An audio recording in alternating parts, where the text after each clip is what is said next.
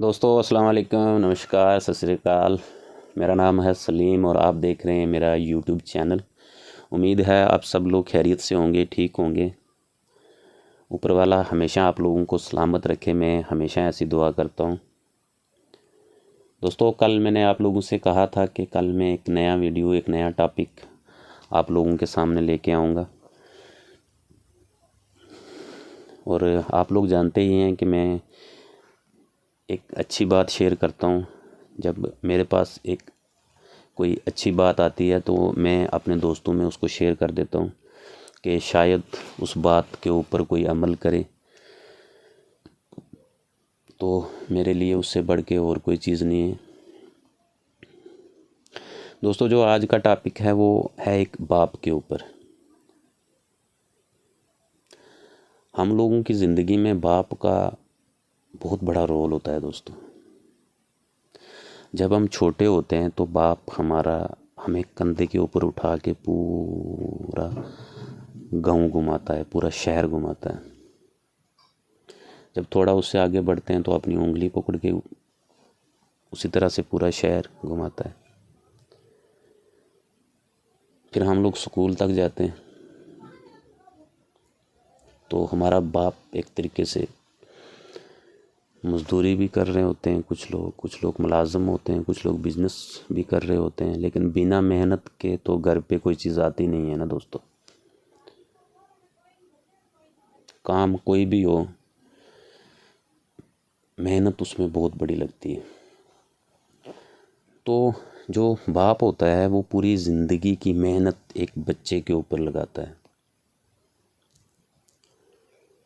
और बच्चा यूं यूं बढ़ता जाता है, उसके दिल में बाप के लिए प्यार जो है वो यूं कम होता जाता है, आस्ता आस्ता कम हो जाता है और कभी भी अ, अपने बाप की बात नहीं मानता।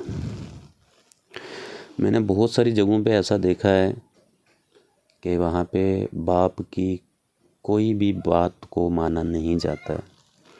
इवन उसके सामने से अगर बाप उनको कुछ बोलता है तो बड़े ही अजीब व गरीब जवाब सुनने को मिलते हैं बाप को। तो जब बच्चा बड़ा होता है तो अगर सुबह वो लेट टाइम तक सोता है तो बाप उसको कहता है, बच्चे अब उठ जा, इतना लेट क्यों उठ रहा है तू, जल्दी उठ जाया कर। तब बाप के कहने का ये मतलब होता है कि बच्चे, मैंने जितना करना था ना मैंने किया, और मैं कितना चल सकता हूँ, कितनी ज़िंदगी रह गई है मेरी, तो अपने पाँव पे खुद खड़ा हो। अब बाप के दिल में कहीं ना कहीं डर भी होता है कि जवान खून है, ऐसा नहीं हो कहीं आगे से कुछ उल्टा पुल्टा कर दे मेरे साथ। या कुछ बाप तो इसलिए भी अपने बच्चों के साथ उनको जो है वो मतलब ऊंची आवाज़ में नहीं बोलते हैं, क्योंकि वो सोचते हैं यार ऐसा नहीं हो, हमने अगर कुछ गलत बोल दिया तो हमारा बच्चा कहीं कोई उल्टा सीधा काम ना कर ले। तो इसलिए बाप प्यार से समझाता है। जब बाहर से बाप हमारा वापस आता है घर पे तो हम लोगों को कहते हैं कि बच्चे आपकी सेहत ठीक है। तो इसका मतलब ये होता है कि बाप की सेहत ठीक नहीं है, हमको उनकी केयर करनी चाहिए।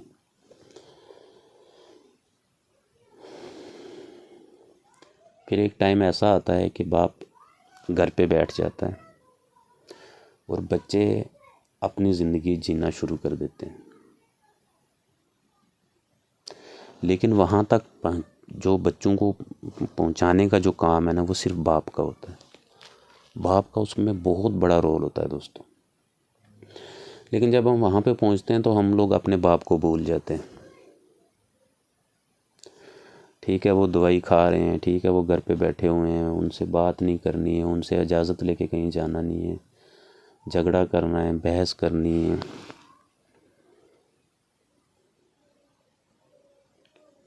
तो तब हम लोग वो कर रहे होते हैं जो हम लोगों के दिल में आता है, अपनी मनमानी कर रहे होते हैं।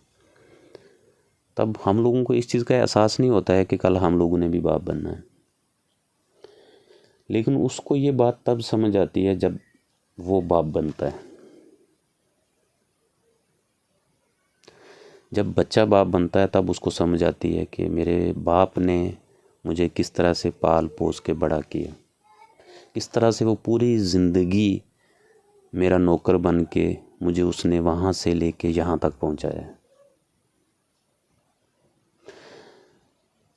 तब उसको पता चलता है कि बाप की तो कोई सुनने वाला ही नहीं है। बाप तो कभी किसी से कोई बात शेयर ही नहीं कर सकता।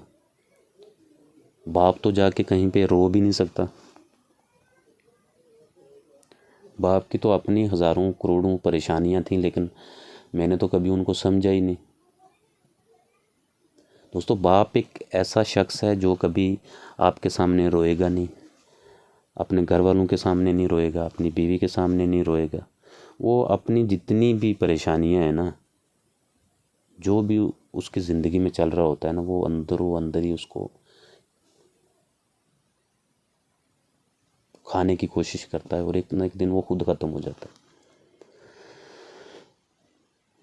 लेकिन जब हम लोगों को ये चीज़ समझ में आती है ना कि बाप क्या चीज़ थी, तब हम लोगों के पास बाप नहीं होता।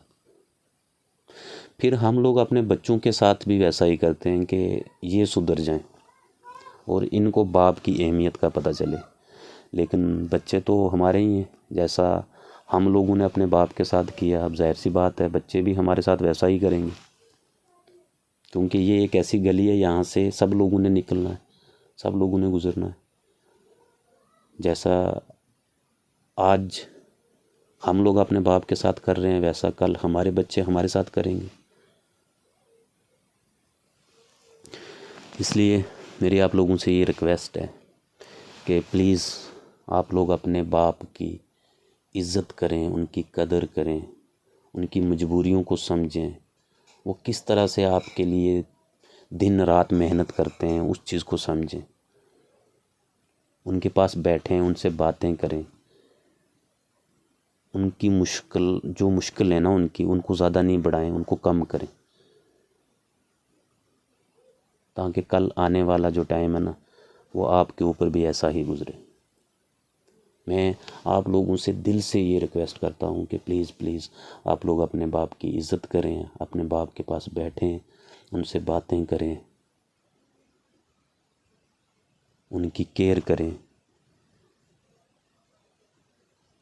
और जिन लोगों के बाप इस दुनिया से चले गए हैं, अल्लाह पाक उनको जन्नत में आला से आला मकाम नसीब करे। उस लिस्ट में दोस्तों मैं भी हूँ।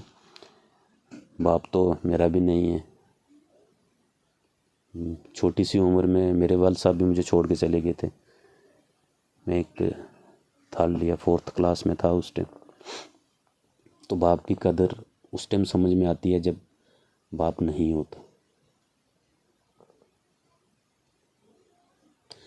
आज आप मेरे से आके पूछो कि बाप क्या होता है। ज़िंदगी में ना सब कुछ मिल जाता है इंसान को, लेकिन वो जो जगह होती है ना बाप की, वो हमेशा खाली रहती है। आपकी ज़िंदगी में पैसा आ जाए, आपकी ज़िंदगी में कोई भी शख्स ऐसा आ जाए जो आपको दुनिया भर की खुशियाँ देगा, लेकिन जो आपके बाप की जगह है ना, वो दोस्तों कोई नहीं ले सकता।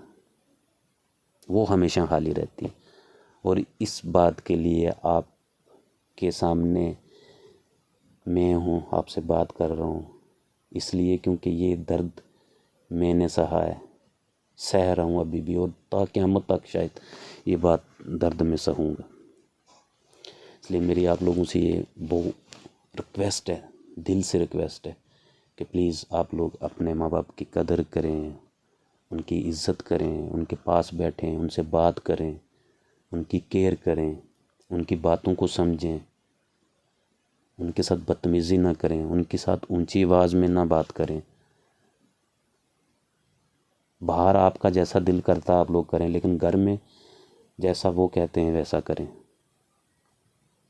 जब तक वो हैं माँ बाप हैं आपके, तब तक आप उनकी मर्ज़ी से चलें, और अल्लाह पाक आपको कभी नाकामयाबी नहीं देगा।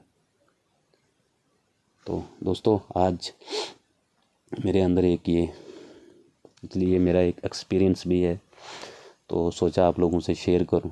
शायद हो सकता है किसी ना किसी शख्स को ये बात समझ में आ जाए और वो अगर अपने बाप की कदर नहीं करता तो वो कदर करना शुरू हो जाए। इससे ऊपर मेरे लिए और क्या हो सकता है। तो दोस्तों बहुत बहुत शुक्रिया आप लोगों ने मेरी बात सुनी। तो दोस्तों कल मिलते हैं एक नए वीडियो में एक नए टॉपिक पे। तब तक खुदा हाफिज़।